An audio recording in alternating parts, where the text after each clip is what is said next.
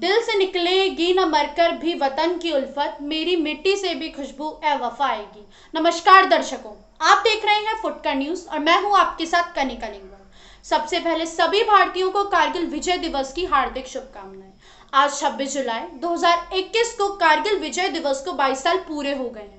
सन 1999 में पाकिस्तान सेना को धूल चटाने के बाद भारतीय वीरों को कारगिल में मिली विजय का जश्न मनाने के लिए 26 जुलाई को कारगिल विजय दिवस मनाया जाता है। पर हम में से कई लोग ऐसे हैं जो इस ऐतिहासिक विजय की पूरी कहानी नहीं जानते। तो आइए फुटकर न्यूज के माध्यम से कारगिल विजय के हर एक छोटे बड़े पहलू से आपको रूबरू कराते हैं।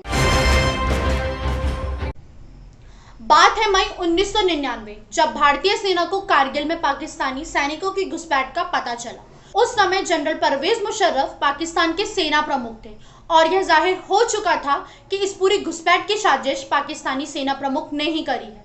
लेकिन भारतीय वीर सपूतों के इरादे इतने बुलंद थे कि पाकिस्तानी सेना की साजिश पर भारी पड़े। एक चरवाहे ने भारतीय सेना को कारगिल में हुए घुसपैठ के बारे में बताया। वह चरवाहा मवेशियों को चराने उस ओर गया था और उसने कुछ पाकिस्तानी सैनिकों को देख लिया था। उसने तुरंत नीचे आकर भारतीय सैनिकों को इसकी सूचना दी। तब तक पाकिस्तानी सैनिकों को भी आभास हो चुका था कि चरवाहे ने उन्हें देख लिया है, पर सादी वर्दी में होने के कारण वह चरवाहा उन्हें पहचान नहीं पाएगा। लेकिन दूसरी ओर उनके मन में डर भी था कि उसे बंदी बना लेना चाहिए। पाकिस्तानी सेना ने अपना अड्डा बर्फ से ढके पहाड़ों में बनाया था, जहां बर्फ बकरों के रसद की कमी थी, इसलिए उन्होंने ऐसा नहीं किया। दूसरी ओर भारतीय सेना को चरवाहे ने ऊपर हो रही संदिग्ध गतिविधियों के बारे में बताया। भारतीय सैनिकों ने पहले तो चरवाहे की बातों पर विश्वास नहीं किया, क्योंकि वह खुद वहां जाकर उस जगह का मुआयना कर चुके थे। लेकिन चरवाहे की बातों को नजरअंदाज करना भी उनके लिए मुश्किल था। इसलिए सेना की एक टुकड़ी को ऊपर भेजा गया, जहां उन्होंने दूरबीन से ऊपर हो रही गतिविधियों को देखा। सैनिकों ने जब ऊपर जाकर देखा तो उनके पैरों तले जमीन खिसक गई। सैकड़ों की संख्या में पाकिस्तानी सैनिक बर्फ की आड़ में छुपे हुए थे। उन्होंने इस जगह के बहुत बड़े हिस्से में कब्जा कर लिया था। दरअसल पाकिस्तानी सैनिकों का मकसद सियाचिन ग्लेशियर की लाइफलाइन NH-1D पर कब्जा था। वह उन पहाड़ों पर कब्जा करना चाहते थे ताकि वह लद्दाख की ओर से जाने वाली रसद को रोक सकें और मजबूर होकर भारत को सियाचिन की सीमा छोड़नी पड़े। कुछ दिन नजर रखने के बाद भारतीय सैनिकों को कारगिल में पाकिस्तानी घुसपैठियों की संख्या में और बढ़त नजर आई। यह ऑपरेशन मुश्किल था क्योंकि पाकिस्तानी सैनिकों ने बर्फीले पहाड़ों में अड्डा बना रखा था, जबकि भारतीय सैनिक पहाड़ी के सबसे नीचे थे। भारतीय सैनिक ऊपर जा सकते थे, लेकिन उनके सामने ऑक्सीजन की कमी एक बहुत बड़ी परेशानी बन गई।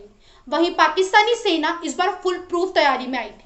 दोनों सेनाओं के बीच मई से ही झड़प शुरू हो गई थी, लेकिन करीब एक महीने बाद जब 8वीं डिवीजन ने मोर्चा संभाला, तब भारतीय सेना ने अपनी रणनीति में बदलाव किए। अब कारगिल की लड़ाई में भारत को मजबूत करने के लिए भारतीय वायुसेना ने भारतीय सेना के साथ हाथ मिला दिया। इसके साथ ही बोफोर्स तोपों ने भी मैदानी जंग में कदम रखा। वायुसेना की मदद से पाकिस्तानी सेना के ठिकानों का पता लगाया गया और बोफोर्स तोपों से वार किए गए। महीनों की मशक्कत के बाद 26 जुलाई 1999 को आखिरकार भारतीय सेना ने कारगिल पहाड़ी पर विजय प्राप्त की। करीब 18,000 फीट की ऊंचाई पर कारगिल में चल रहे इस ऐतिहासिक युद्ध में भारत ने लगभग 527 से ज्यादा वीर जवानों को खोया और साथ ही इस युद्ध में 1300 जवान घायल हुए, जिसमें सेना प्रमुख भी शामिल थे। वहीं पाकिस्तान के 2700 सैनिक मारे गए और 250 से ज्यादा सैनिक युद्ध छोड़कर भाग गए। आपको बता दें कि इससे पहले भी पाकिस्तानी सेना ने 1965 और 1971 में ऐसे ही घुसपैठ करके भारतीय सेना को युद्ध का आह्वान किया था, पर दोनों ही बार भारतीय सेना ने पाकिस्तानी सेना के छक्के छुड़ा दिए और 1999 में एक बार फिर से तीसरी बार विजय हासिल की। तो ये थी कारगिल विजय की पूरी कहानी, और ऐसे ही जानकारी जानने के लिए बने रहिए हमारे चैनल फुटकर न्यूज के साथ। नमस्कार।